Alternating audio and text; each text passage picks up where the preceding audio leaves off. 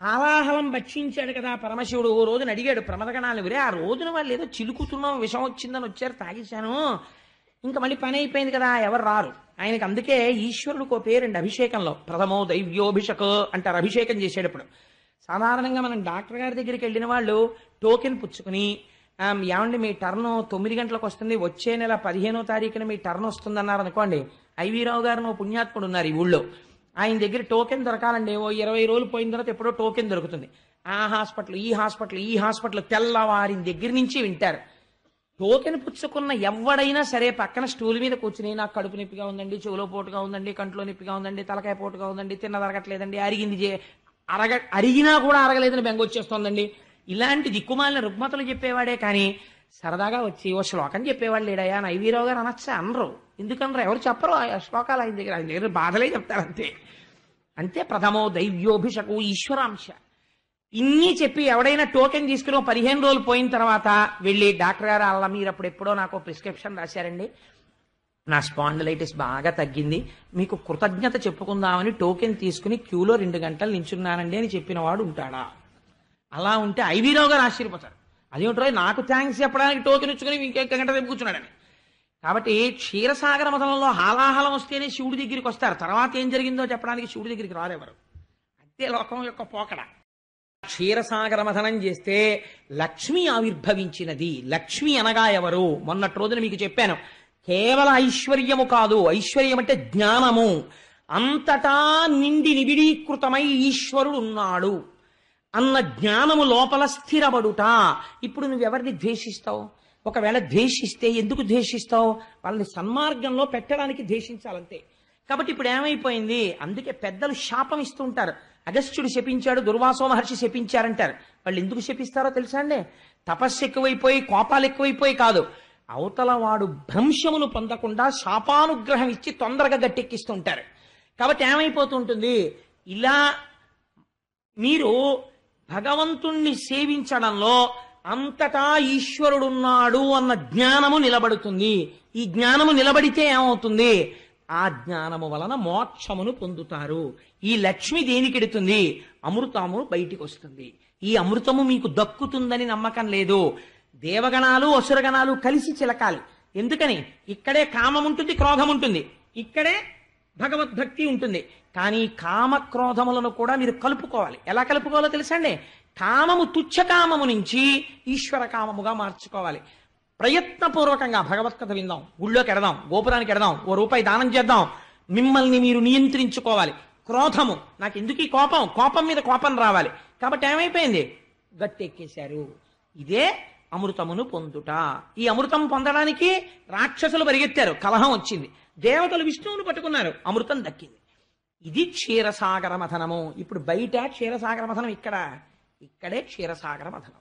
కాబట్టి ఇంత ఆంతర సిద్ధాంతాన్ని ప్రతిపాదించి అద్భుతమైన క్షీరసాగరం చేస్తే ఒక మహత్తరమైన ఆశ్చర్యకరమైన ముక్కు మీద వేలేసుకోవలసిన పని జరిగింది.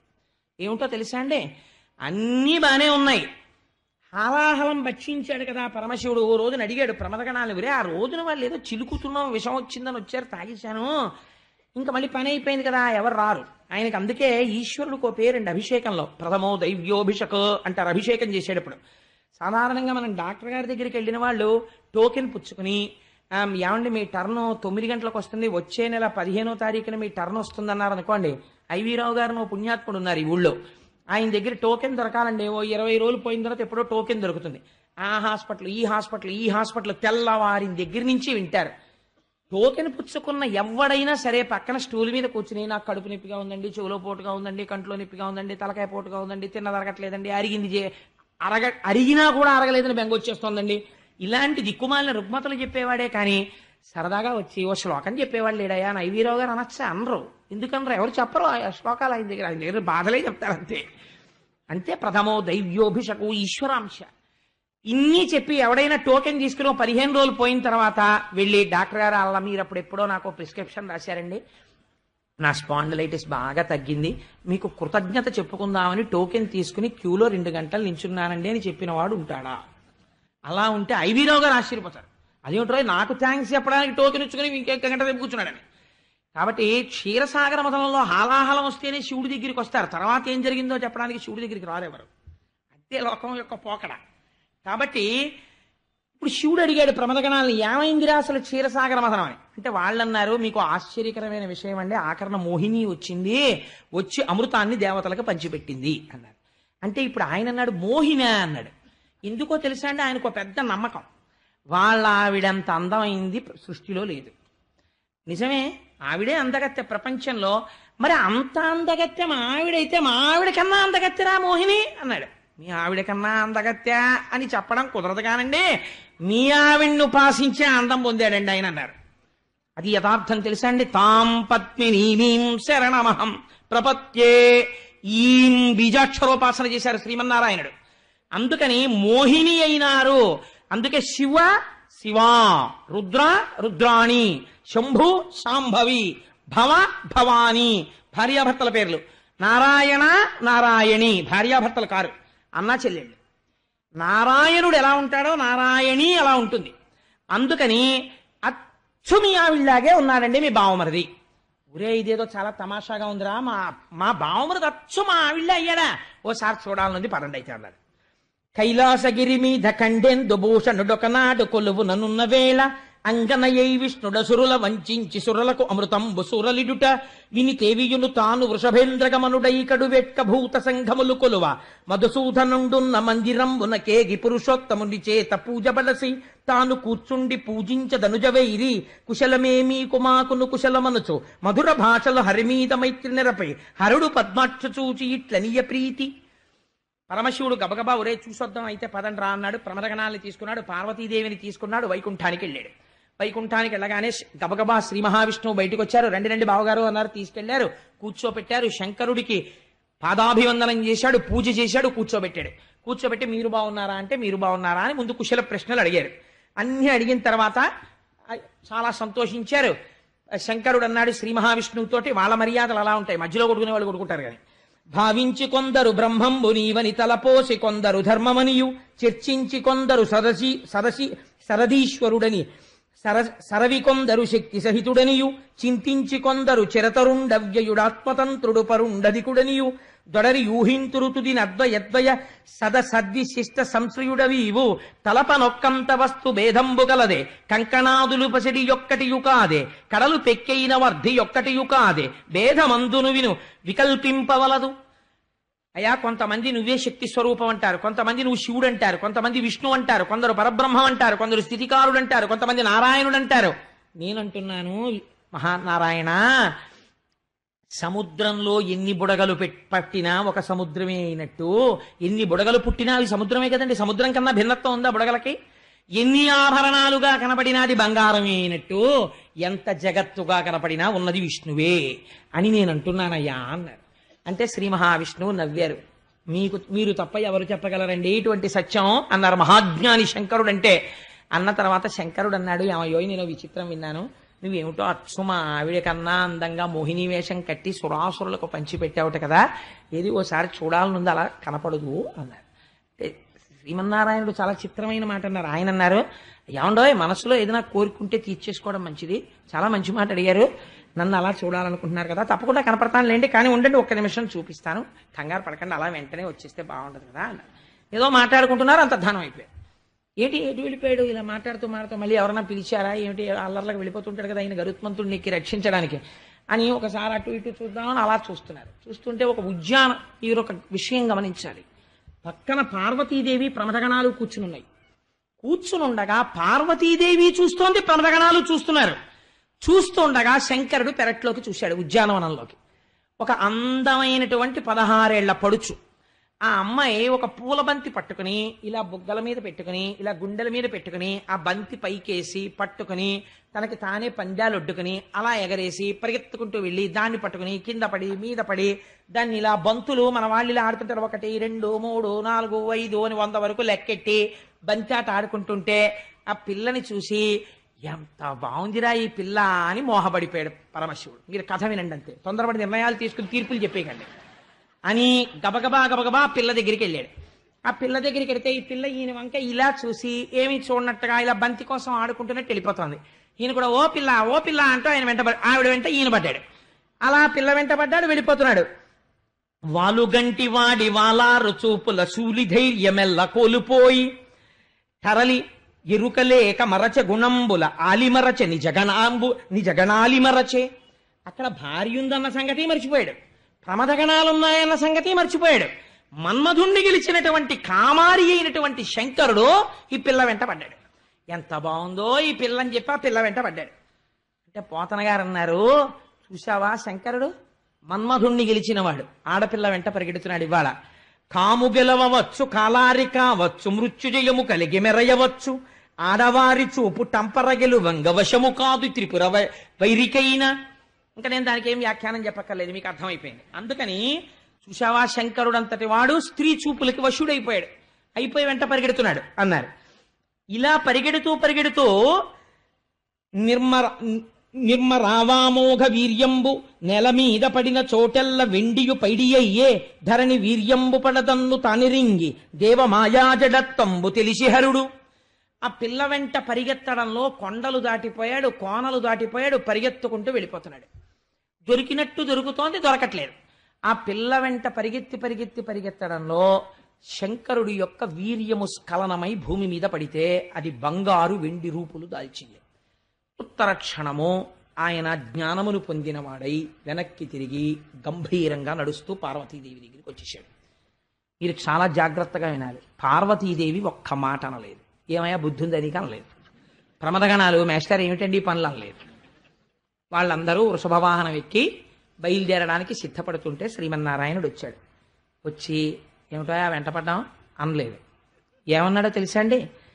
సిగ్గు విడిచిపెట్టాడు, మోహిని రూపు విడిచిపెట్టాడు. మోహినిగా ఉంటే సిగ్గు, చాలా జాగ్రత్తగా గమనించాలి ఆ మాటలు మీరు. సిగ్గు మోహిని రూపు రెండు విడిచిపెట్టాడు. విడిచిపెట్టి శంకరుడి దగ్గరికి వచ్చి నమస్కరించి శ్రీ మహావిష్ణువు అన్నారు, నిఖిల దేవోత్తమ నీవొక్కరుడు తక్క ఎవ్వడు నా మాయ గలవ నేర్చు, మానిని అయిన నా మాయచే మునుగక ధృతి మోహితుండవై తెలిసి తీవు, కాలరూపంబున కాలంబు తోడనాయందును నీమాయ యధివసించు, నీమాయ నన్ను జయింపనేరదు నిజమ కృతాత్ములకు నెల్ల ననుపలభ్య, ఇప్పుడు నీనిష్ట పెపున నిరిగితనుచు సత్కరించిన సఖ్యంబు సాల నెరపి దక్ష తనయగణంబులు తన్ను కొలువ భవుడు విచ్చేశ తన నిజ భవనమునకును. వెంటనే దక్షతనయ అయినటువంటి పార్వతీదేవి శహబాష్, మా ఆయన ఎంత గొప్పవాడో అని నమస్కారం చేసిందిట. ప్రమథగణాలు ఇది శంకరుడు మాత్రమే చెయ్యగలడు అని నమస్కరించేయటం. శ్రీ మహావిష్ణువు వచ్చి అన్నారట, మీరు తప్ప ఇలా ఎవరు ప్రవర్తించగలరు? నా మాయ తెలుసున్నది మీరొక్కరికి. మహానుభావా, అందుకని గెలవగలిగారు. నిఖిల దేవోత్తమా, మీకు నా నమస్కృతులు అంటే శహబాష్, నేను వచ్చిన పని అయింది, బయలుదేరుతున్నానని వృషభవాహనం ఎక్కి వెళ్ళిపోయాడయా. ఇంతే ఈ కథ అన్నారు. ఇప్పుడు మీరు క్షీరసాగర మథనం చెయ్యాలి. అది అందుకని వెంటనే చెప్తారు, ఇప్పుడు చెయ్యండి క్షీరసాగర మథనం. వెంటనే హాలాహలం పుడుతుంది ముందు. ఎందుకని? మీరు ఇలా మందర పర్వతం దింపి శంకరుడు వెంటబడ్డాట అమ్మాయి వెంటంటే ఆ శంకరుడు వెంటబడ్డాడు పెద్ద మేము గొప్ప ఏంటంటారు. హాలాహలం పుట్టేసింది. కాబట్టి వెంటనే ఎంతమంది చేస్తారో క్షీరసాగర మథనం అని. దీని మీద తొందరపడిపోయి చాలా పెద్దలం అన్న వాళ్ళు యజ్ఞయాగాది క్రతువులలో తప్పుడు మాటలు మాట్లాడగా నేను విన్నాను. ఆ శంకరుడండి మోహిని రూపంలో ఉండగా వెంటబడ్డాడు, శంకరుడు కామారా. నీకేం తెలుసని అంత తీర్పిచ్చావు? నువ్వు ఎప్పుడైనా చదివావా పోతన గారి భాగవతం పద్యాల్లో అలా ఎక్కడైనా ఉందా? అలా అయితే పార్వతీదేవి నీ మొహమేట్సా, నేను పక్కన ఉండగా ఆ పరుగులు ఏమిట్రా అని అడగద్దు, నీకు నమస్కారం అంటుందా? శ్రీమన్నారాయణుడు వచ్చి మహాప్రభో నిఖిల దేవోత్తమ నువ్వు గెలిచావయ్యా నా మాయా అంటాడా? ఏమిటి ఆ పద్యాలు ఏమిటి, నువ్వు చెప్పిన తీర్పు ఏమిటి అని అర్థం ఉందా? అది ఇందులో ఒక మహత్తరమైన రహస్యం ఉంది. అది పట్టుకోవాలంటే మీరు మందర పర్వతాన్ని దింపి క్షీరసాగర మథనం చేయాలి. ఇందులో రహస్యం ఏమిటో తెలుసా అండి? ఈశ్వరుడు యందు కామము ప్రకటమైనది, అంతవరకు మీరు కాదని చెప్పడానికి వీలు లేదు. లేకపోతే వీర్యస్ఖలనం ఎందుకైంది? కాబట్టి కామము ఉన్నదా లేదా? ఉన్నది. కామమును ఎవరు ద్యోతకము చేశారు? ఈశ్వరుడు యందు. అంటే ఈశ్వరుడి యొక్క కామము సర్వకాలముల యందు పార్వతీదేవి తప్ప మరొకరు ఆయన్ని శివుడిగా కూర్చోపెట్టలేరు. ఎప్పుడు అంతర్ముఖుడై ఉంటాడు. అటువంటి వాణ్ణి బహిర్ముఖుణ్ణి చేసి తండ్రితనం తీసుకురావాలంటే ఒక్క పార్వతీదేవికే సాధ్యమో. ఈ రహస్యాన్ని బయటపెట్టిన వారు ఎవరో తెలుసా అండి? శంకర భగవత్పాదులు సౌందర్యలహరిలో బయటపెట్టారు. హరిస్వామారాధ్య ప్రణత జన సౌభాగ్య జననీం పురాణారీ భూత్వా పురరపిమపి క్షోభమనయత్ స్మరోపిత్వా నత్వా రతినయన లేహ్యేన వపుషా మునీనామప్యంతః కథమివ మోహాయమిహతాం. అమ్మా, అసలు జగన్నాటకం ఆడిన దానివి నువ్వు. ఎందుకని? ఒక మహత్తరమైనటువంటి మంగళ కార్యము జరగాలి. ఏమిటా మంగళ కార్యము అంటే, నేను ఒక కత్తి పట్టుకుని ఒక ఆయన కాలు కోసేశాను అనుకోండి, నన్ను తీసుకెళ్లి ఎందుకు వచ్చిన మాటలు అఘాయిత్యం పని చేశాడు అంటారు కదా. నేను కొయ్యకూడదు అలా ఎవరిని, అది పరమదోషం. ఒక డాక్టర్ గారు ఒక మనిషిని పడుకోబెట్టి మత్తు ఇచ్చేసి నేను ఇంకా కాలు కోసేసేటప్పుడు తెలిసేట్టు కోసేశానేమో, ఆయనైతే తెలియకుండా కోసేశాడు. వెంటనే ఆ రోగి యొక్క బంధువులు పోలీస్ కంప్లైంట్ ఇచ్చి పోలీసులకి ఈ డాక్టర్ గారికి సంఖ్యలు వేసి తీసుకెళ్ళిపోతారా? తీసుకెళ్ళరు. ఆయన గుండె కోసేస్తాడు. ఎవరు కంప్లైంట్ ఇవ్వరు. ఎందుకు ఇవ్వరు? ఆయన కాలు కోసేయడంలో దుష్టాంగములు ఖండించి శిష్టాంగములు రక్షిస్తాడు. ఆయన కొయ్యడం వేరు, నువ్వు కొయ్యడం వేరు. ఆయన కామమునకు వశుడైపోయితే ఏమవ్వాలో తెలుసండి? తర్వాత కూడా మోహిని తనకి చిక్కి తాను అనుభవించే వరకు కొండ కోనల యందు ఏకాంత ప్రదేశము వరకు వెళ్ళాడు కాబట్టి పైశాచికముగా పట్టుకోవాలి. అలా పట్టలేదు. ఆయన కామునకు వశుడు కాడు. కానీ ఆ క్షణమునందు కామమునందు పరిపూర్తిని పొందాడు. అలా ఎవరు పరిపూర్తి పొందేటట్టు చెయ్యగలరు? ఆయన ధర్మపత్ని చెయ్యగలదు. ఇప్పుడు ఆయన ధర్మపత్ని ఇక్కడ కూర్చుని వీక్షించినట్లున్నది. కానీ ఈవిడ తేజస్సు ఎవరిలో ప్రవేశించింది? ఈం బీజాక్షరోపాసన చేత నారాయణి నారాయణుడైనాడు పురుషరూపముతో. పురుషరూపముతో పురుషుడైన శివుని యొక్క వీర్యములను స్ఖలనము చేయించాలి. స్త్రీగా చేయిస్తే ధర్మపత్ని, దోషం లేదు. పురుషుడిగా ఎందుకు చేయించాలి? ఒక మూఢురాలొకతుంది ప్రపంచంలో, అలాంటి బిడ్డ పుట్టడు అని అనుకుందని.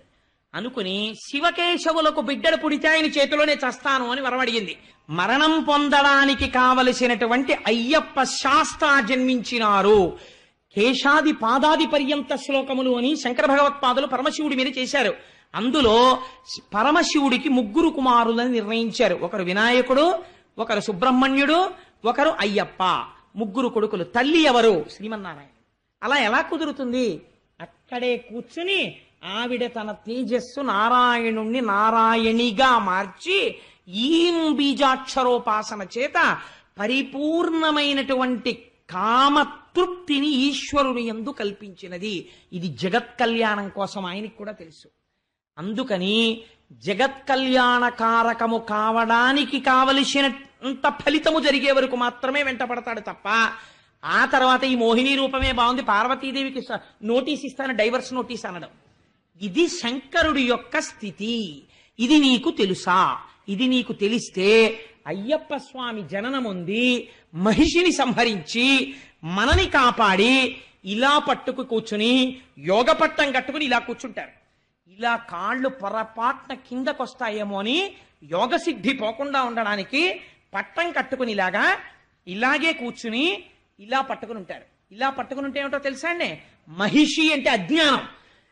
ఎవరు శివకేశవుల యొక్క ఏకత్వమును తెలుసుకోగలుగుతున్నారో, ఈ లీలలో ఉన్న అంతరార్థమును క్షీరసాగరమదనం చేసి పట్టుకోగలుగుతున్నారో వాళ్ళకొక రహస్యం తెలుస్తోంది.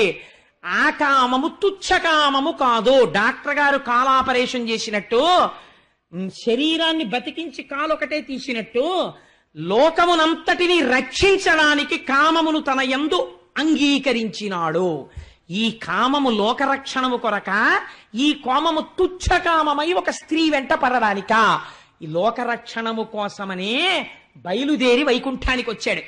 పక్కన భార్య ప్రమథగణాలు చూస్తుండగా పరిగెత్తాడు. కారణం లోక కళ్యాణమును సాధించడానికి. ఇది ఆతృత. ఈ ఆతృతతో ఆనాడు ఈశ్వరుడు వేసిన ప్రతి అడుగులో లోకరక్షణ ఉన్నది. ఇది నీకు గ్రహించలేనప్పుడు నువ్వు హాలాహలమునందు కాలిపోతున్నావు. నీ మనస్సు తెలుసుకోవలసిన దాన్ని తెలుసుకోలేదు, పట్టుకోవలసిన దాన్ని పట్టుకోలేదు. అందుకే ఒక వార్నింగ్ వేస్తారు మన సంప్రదాయంలో, మహాత్ముల జననములను నీ వెంచకు, నీకు చేత కాదు. ఘృతాచి ఒక అప్సరస, చూసి మోహించాడు వేదవ్యాసుడు. వేదవ్యాసుడు అంటే ఎటువంటి బ్రహ్మిష్టండి! వేదవ్యాసుడేమిటి, ఒక అప్సరస ఘృతాచిని చూసి మోహించడం ఏమిటి? మోహించి ఆశ్చర్యం తన వీర్యమును ఒక చిలుక ఎందుంచాడు. శుకబ్రహ్మ బ్రాహ్మీమయ మూర్తి జన్మించారు.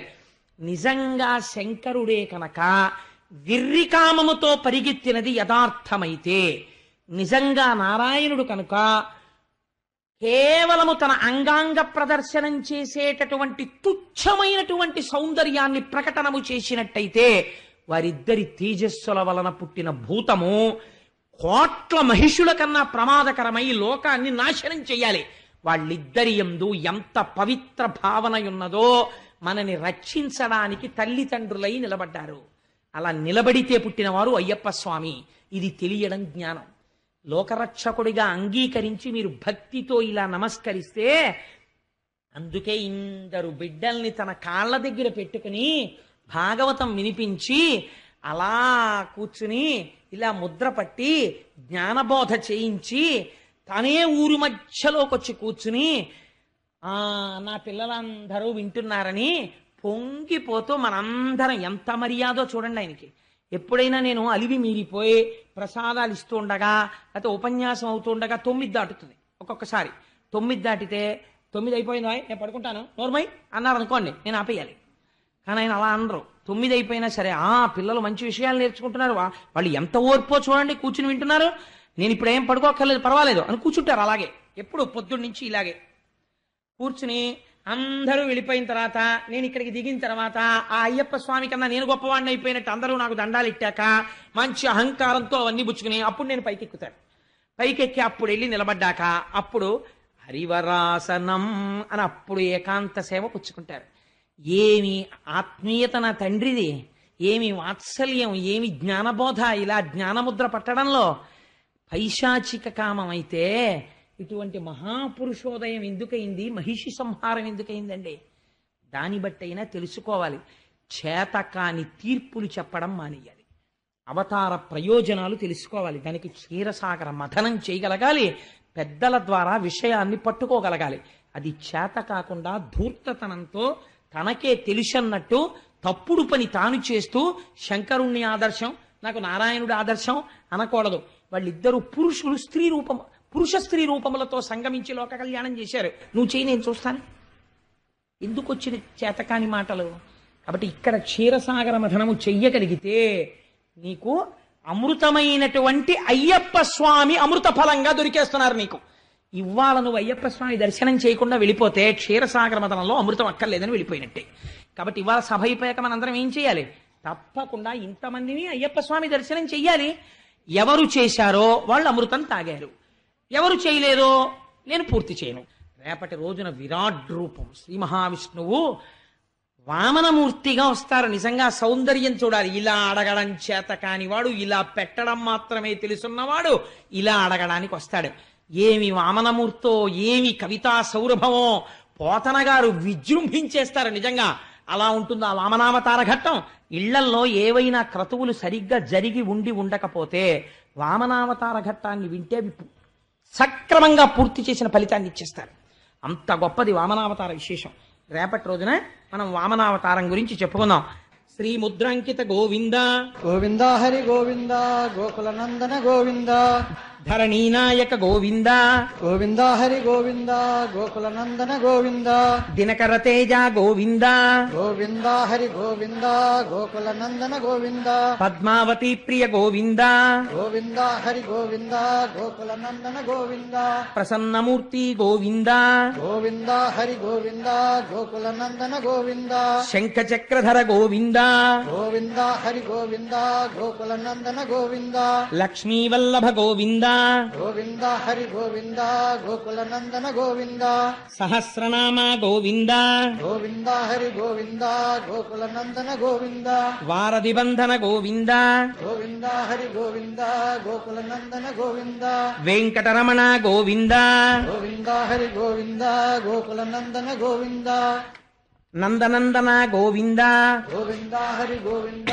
గోకుల నందన గోవింద శిష్ట పరిపాలక గోవింద గోవింద హరి గోవింద గోకుల నందన గోవింద కష్ట నివారణ గోవింద గోవింద హరి గోవింద గోకుల నందన గోవింద విహితమ విహితం వా సర్వమేత్తక్షమస్వ శివ శివ కరుణాబ్ధే శ్రీ మహాదేవ శంభో సర్వం శ్రీ ఉమామహేశ్వర పరబ్రహ్మార్పణమస్తు స్వస్తి.